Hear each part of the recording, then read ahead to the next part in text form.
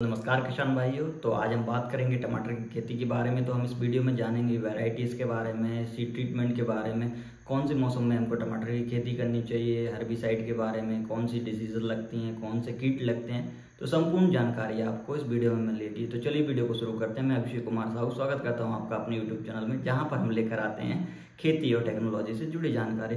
तो किसान भाइयों, हम बात करते हैं टमाटर की खेती के बारे में। सबसे पहले हम बात करते हैं कि किस सीजन में हमको टमाटर की खेती करनी चाहिए। तो किसान भाइयों, आप मई जून में टमाटर की खेती कर सकते हो और नवंबर दिसंबर में भी आप टमाटर की खेती कर सकते हो। किसान भाइयों, हमने बात कर ली है मौसम में। अब हम बात करते हैं कि किन किन वैरायटी की हम टमाटर की खेती कर सकते हैं।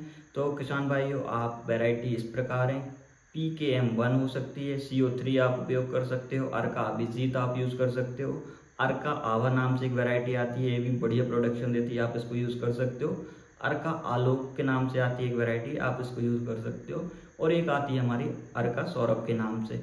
किसान भाइयों, हम जानते हैं कि जब भी हम टमाटर की खेती करते हैं तो हम नर्सरी तैयार करते हैं।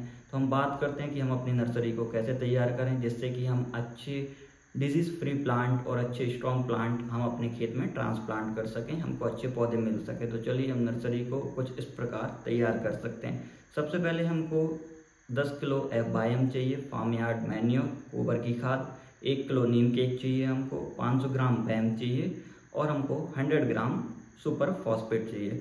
किसान भाइयों, अब हमने बात कर ली है नर्सरी तैयार कैसे करते हैं। अब हम बात करते हैं कि हमारी सीड रेट क्या रहेगी पर हेक्टेयर के हिसाब से। तो आप 400 ग्राम पर हेक्टेयर के हिसाब से आप अपने टमाटर की बिजाई कर सकते हैं।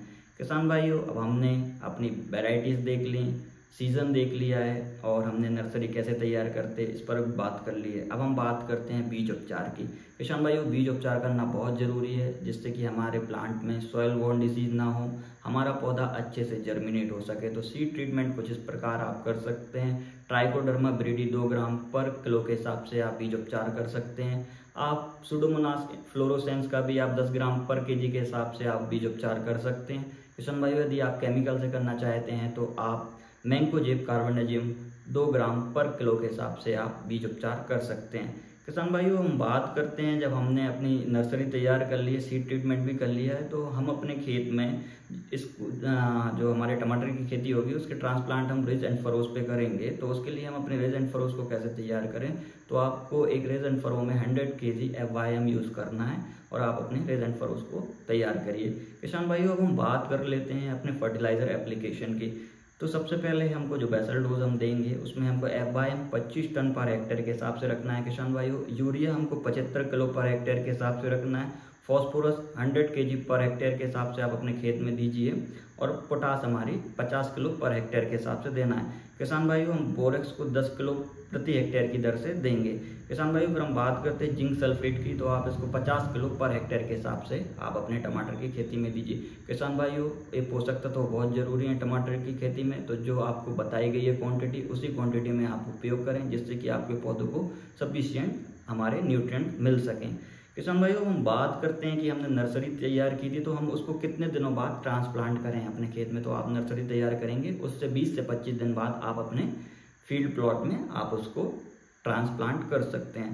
किसान भाइयों, हम बात करते हैं कि टमाटर की खेती में खरपतवार नाशक के लिए क्या उपयोग करें। तो किसान भाइयों, आप लगभग आप ट्रांसप्लांट करेंगे उस टाइम पे आप एक प्री इमरजेंस हर्बिसाइड भी आप यूज़ कर सकते हैं, लाइक पेंडामेथलिन 35% EC जो आती है हमारी, आप उसका उपयोग कर सकते हो। तो आप इसका डोज रख सकते हैं किसान भाइयों, 1 लीटर पर हेक्टेयर के हिसाब से आप इसका डोज रख सकते हो।